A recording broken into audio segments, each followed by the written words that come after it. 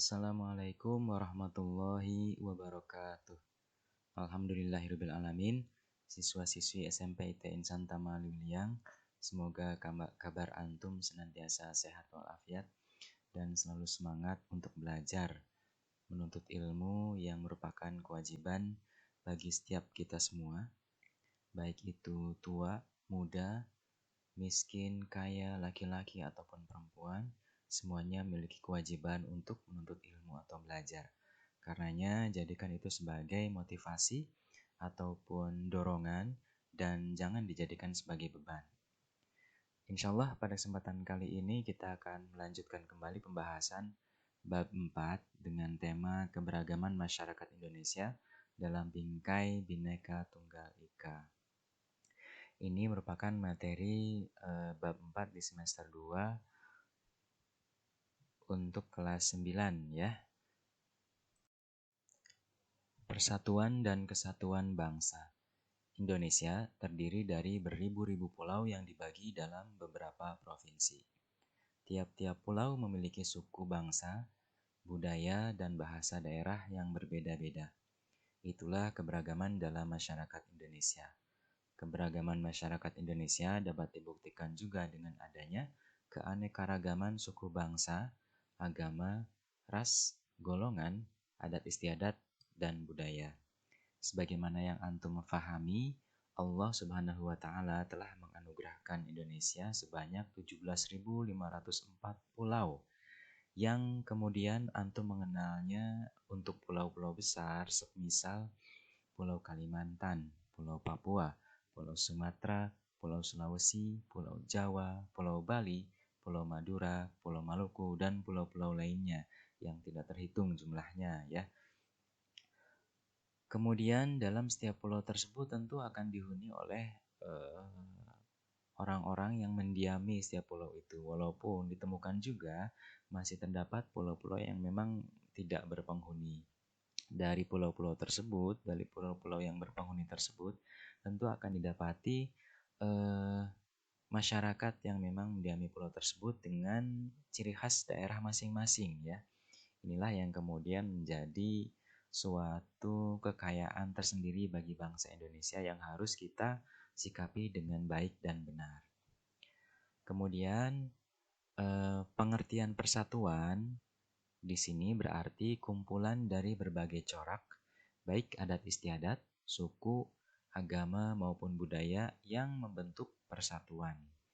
Adapun pengertian kesatuan berarti hasil dari persatuan yang sudah menjadi utuh atau tidak bisa terpecah-pecah.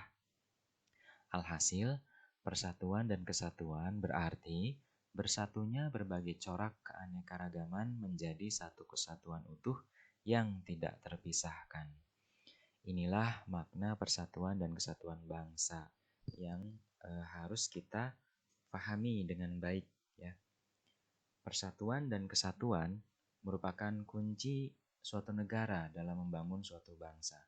Tanpa adanya persatuan dan kesatuan, keadaan suatu negara akan mudah goyah, akan mudah terombang-ambing oleh berbagai macam ancaman, baik dari dalam negeri maupun luar negeri. Ancaman dalam negeri menjadi bahaya ketika ada ancaman yang disebabkan oleh bangsa sendiri. Oleh karena itu, masyarakat Indonesia sebagai bagian dari warga negara harus memahami betul arti penting persatuan dan kesatuan demi menjaga keutuhan negara. Terlebih lagi, negara Indonesia merupakan negara yang dikenal dengan keanekaragamannya. Ya, antum tahu sendiri bagaimana macam-macam keanekaragaman yang ada di Indonesia. Di kelas 7 pun antum telah mengenalnya ya dengan tema keanekaragaman SARA. Ya, SARA itu kepanjangan dari suku, agama, ras, dan antar golongan. Nah, itulah yang kemudian harus kita sikapi dengan baik dan benar, diantaranya dengan mengedepankan persatuan dan kesatuan. Di samping juga tentu saja kita mengedepankan sikap saling menghormati dan saling menghargai di antara masyarakat Indonesia dengan berbagai macam latar belakang yang ada. Nah, sikap saling menghargai dan menghormati ini disebut juga dengan istilah toleransi.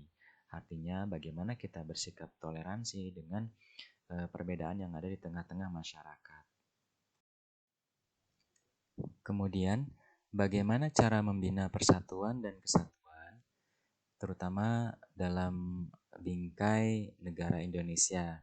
Sebagaimana yang antum ketahui, bahwasanya negara kita memiliki semboyan Bhinneka Tunggal Ika yang bermakna berbeda-beda namun tetap satu jua, ya. Walaupun terdapat banyak keberagaman namun tetap satu jua. Nah, semboyan Bhinneka Tunggal Ika ini terdapat dalam kitab atau buku Sutasoma yang dikarang oleh Empu Tantular, ya. Semboyan lengkapnya itu Bhinneka Tunggal Ika Tanhana Dharma Mangrua. Artinya berbeda-beda atau beragam namun tetap satu, karena tidak ada kebenaran yang mendua.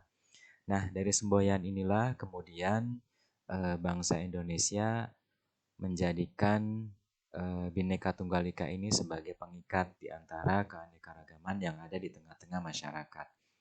Bagaimana sih cara membina persatuan dan kesatuan yang ada di berbagai lingkungan yang ada di sekeliling kita? Nah, bisa diambil contohnya. Pertama, di lingkungan keluarga. Bentuknya adalah antum menghormati orang tua antum. Kalau dalam konsep Islam kita mengenal istilah birrul walidain, ya. Bagaimana kita bisa berbakti kepada kedua orang tua kita tanpa secuil pun kekeliruan ataupun kesalahan yang kita lakukan terhadap kedua orang tua kita. Bagaimana kita menghormatinya, bagaimana kita memuliakan kedua orang tua kita, membantu dalam setiap kegiatan yang dilakukan di rumah misalnya. Jangan sampai sebaliknya, ya.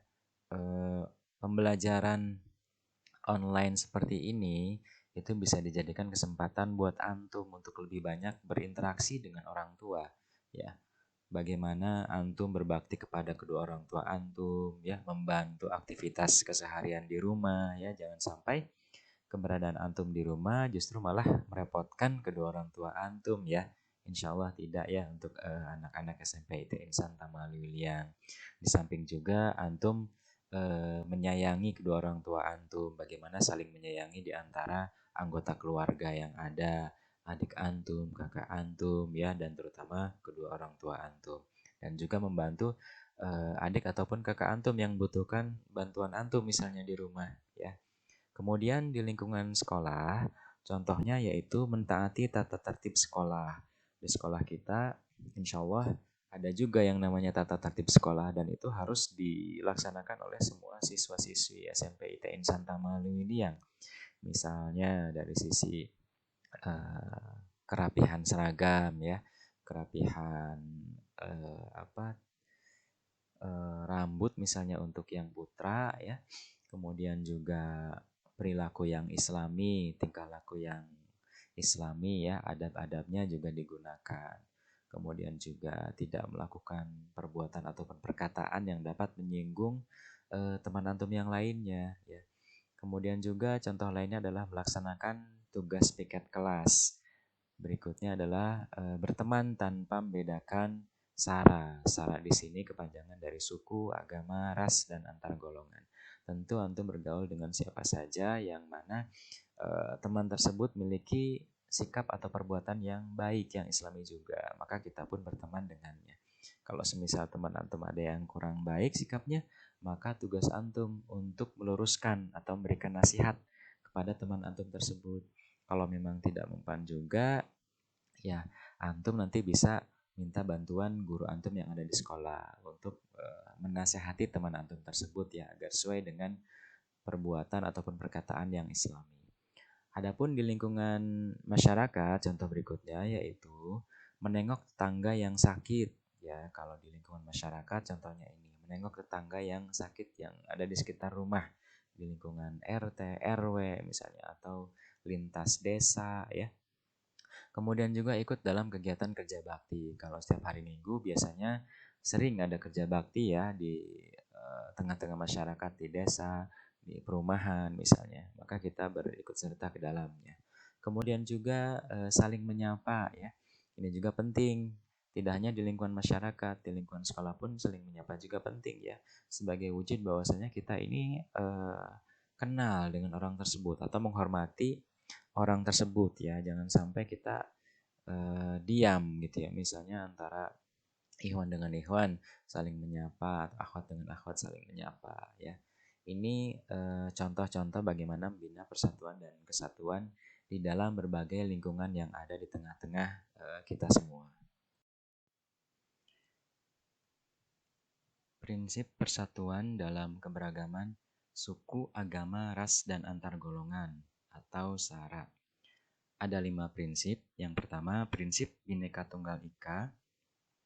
Makna prinsip Bhinneka Tunggal Ika yaitu meskipun Indonesia terdiri atas beragam suku bangsa dengan kebudayaan dan adat istiadat yang beragam, kesemuanya merupakan satu kesatuan, yaitu bangsa dan negara Indonesia.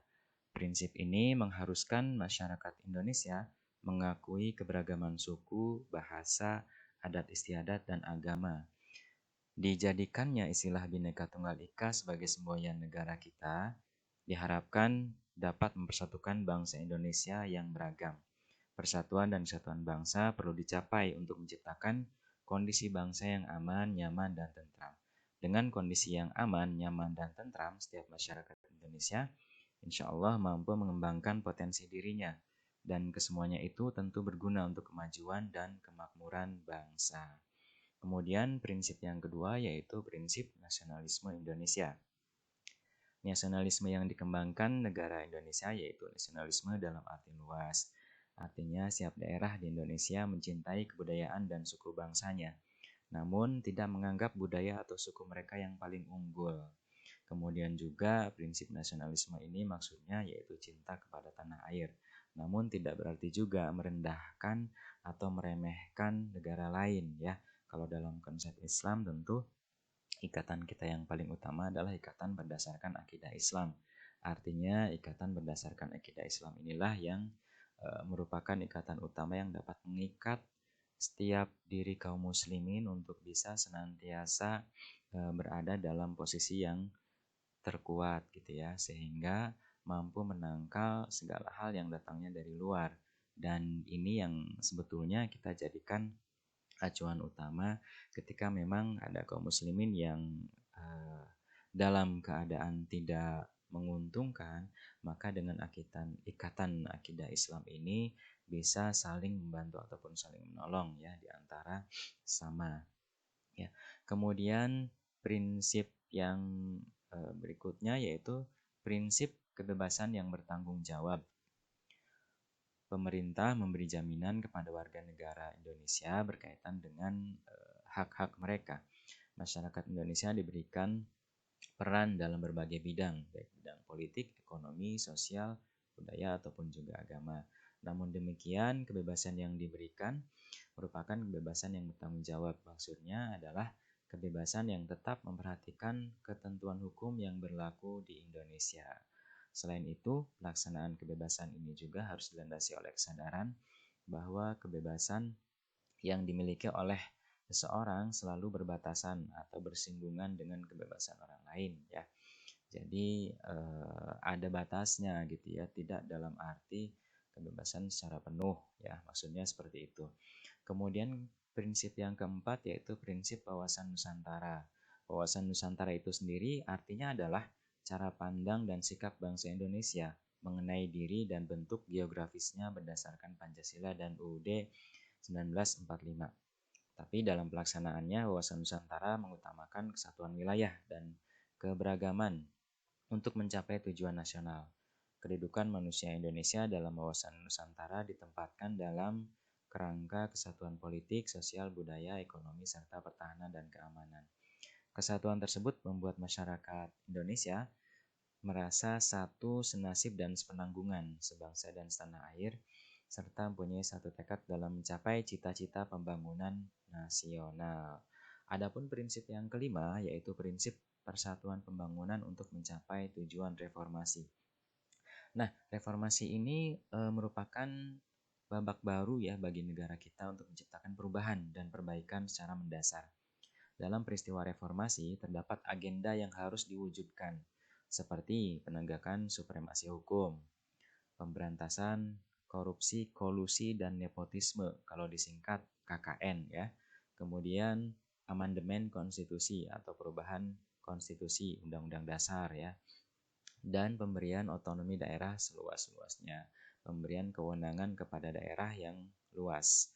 Nah, agenda ini dapat terwujud dengan semangat persatuan Indonesia dan tidak penting untuk memperdebatkan sara ya atau suku, agama, ras dan antar golongan karena pada dasarnya kemajuan, kesejahteraan, keamanan dan kemakmuran Indonesia adalah tanggung jawab bersama, tanggung jawab kita semua ya. Melalui prinsip persatuan dan pembangunan, seluruh masyarakat Indonesia dapat mengisi kemerdekaan serta melanjutkan pembangunan menuju masyarakat yang adil dan makmur. Itulah kelima prinsip yang dapat digunakan untuk mengatasi atau mensikapi adanya keberagaman suku, agama, ras, dan antar golongan atau SARA. Baik, sekarang kita ada kuis yang bisa Antum lihat pertanyaannya di LKS PPKN ya, di buku LKS PKN. Bagi yang sudah punya nanti silakan dilihat, bagi yang belum punya nanti bisa WA dulu ke Bapak ya untuk nanti dicarikan solusinya. Untuk kuis LKS PKN, Antum silakan kerjakan uji kompetensi 1. Bagian pilihan ganda saja, halaman 114, nomor 1 sampai 10. Kemudian, uji kompetensi 2. Sama, pilihan ganda saja, halaman 121, nomor 1 sampai 10. Kemudian dikerjakan kuisnya pada LKS PKN atau pada buku catatan Antum atau ditulis jawabannya saja ya, lalu difoto hasilnya dan dikirimkan melalui nomor kontak WA Bapak ya. Atau bisa juga jawabannya ditulis langsung di WA, kemudian dikirimkan ke Bapak. Nah, sekali lagi bagi yang belum memiliki LKS, mohon Antum konfirmasi ke WA Bapak dulu ya. Nanti akan difotokan pertanyaannya sehingga nanti Antum bisa mengerjakan di rumah kemudian dikirimkan hasilnya. Demikian ya untuk kuisnya, mohon dikerjakan. Batas akhirnya insya Allah sampai besok jam 4 sore ya, hari Kamis jam 4 sore ya. Jadi mohon diperhatikan untuk batas waktunya.